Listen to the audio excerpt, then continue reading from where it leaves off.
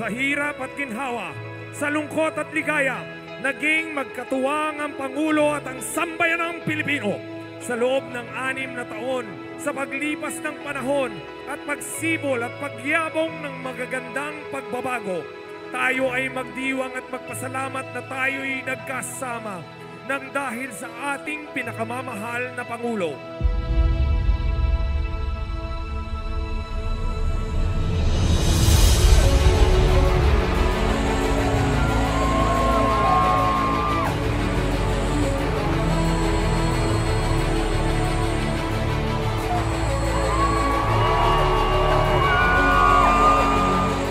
Sa loob ng 6 na taon, magpasalamat tayo sa Panginoong lumikha.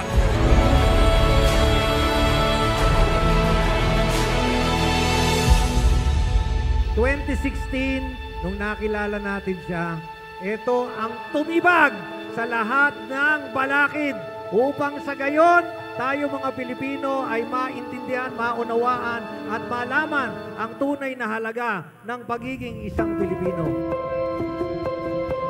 Pahiram nyo sa amin ang inyong mahal na Rodrigo Duterte para matikman namin ang kasaganahan ng Davao.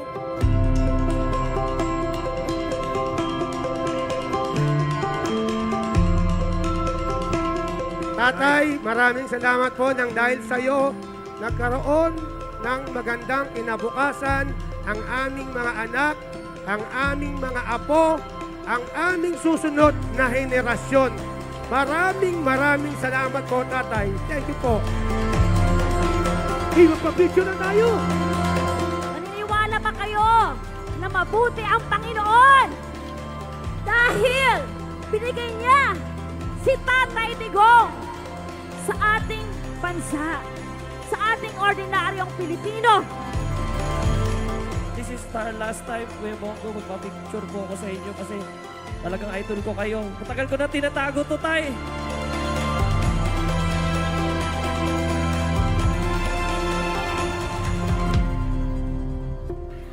Madalas nagmamahal sa bansa ang nag-iisang Rodrigo Duterte. Maraming salamat po, Pangulo. Pero ang una-una, palakpakan niyo po ang inyong mga sarili dahil po kahit umulan, mainit ang araw, nandyan pa rin po kayo. Ito po ay karangalan na natin na maharap kahit daw yung po ang ating inabot. Nakaharap po natin at bilang karangalan na rin natin na paglingkuran tayo ng isang taong binuhos ang kanyang pagod, oras, puyat para sa ating sambayanang Pilipino.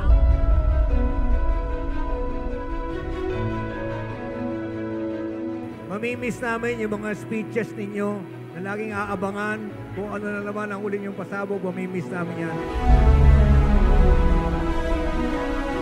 Yung mga solid supporters ni President Duterte gustong magpasalamat sa kanya. Ang ending, ang ating mahal na Pangulo, siya po ang gustong magpasalamat sa mga taong bayan na hindi siya iniwan. Tuloy-tuloy ang suporta. Kaya para sa inyo po ito.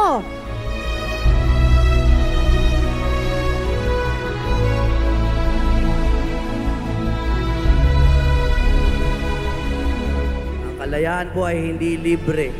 May nagbabayad at ang nagbayad for the last 6 years ay ang nag-iisang Rodrigo Roa Duterte.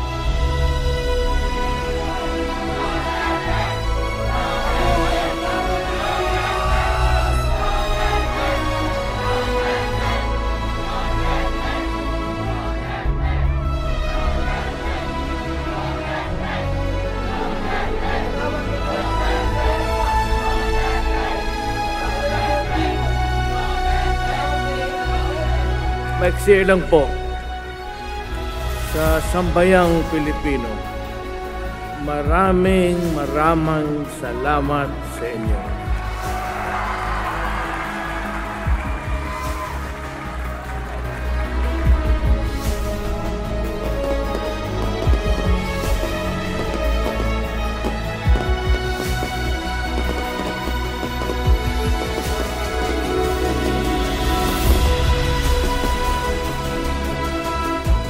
Now that I am already at the tail end of my administration, I thank everyone who has helped me realize the dreams we have for our country. Galing sa ilalim ng puso ko, salamat for making me president.